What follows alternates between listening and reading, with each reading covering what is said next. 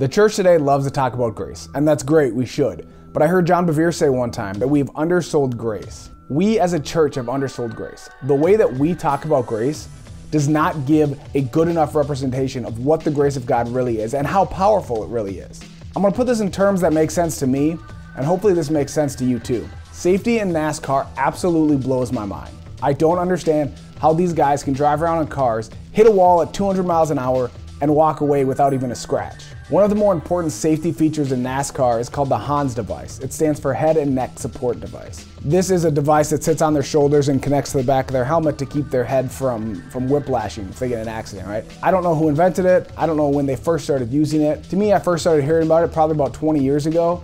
At that time, it was optional.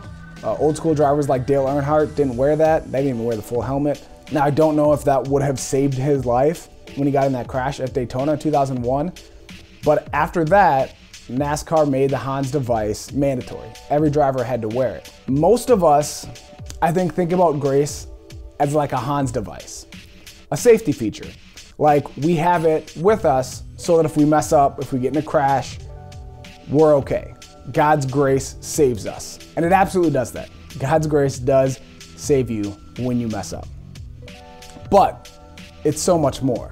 God's grace is not just the safety features. It's not just the HANS device that helps protect you if you crash. It's actually the steering wheel and the brakes and the things that help you avoid the crash to begin with. God's grace is absolutely there to protect you when you fall. But the true power of grace is the power that it gives us over sin. It literally breaks sin's power over our lives so we don't have to sin anymore. The Apostle Paul puts it this way in Romans 6:14.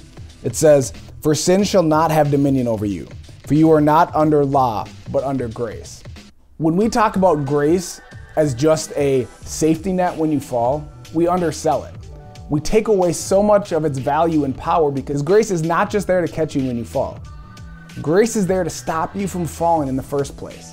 The power of grace breaks the power of sin in your life. So if there's a sin, a bad habit, if it's fear, if it's worry, it's an addiction, pray to God, ask God for more grace. Grace will come in your life and not just save you from these negative repercussions, but will actually break that sin in your life and give you the power to overcome that sin. Yes, the grace of God forgives you when you sin, but it also has the power to help you never do it again. That's powerful. That's grace.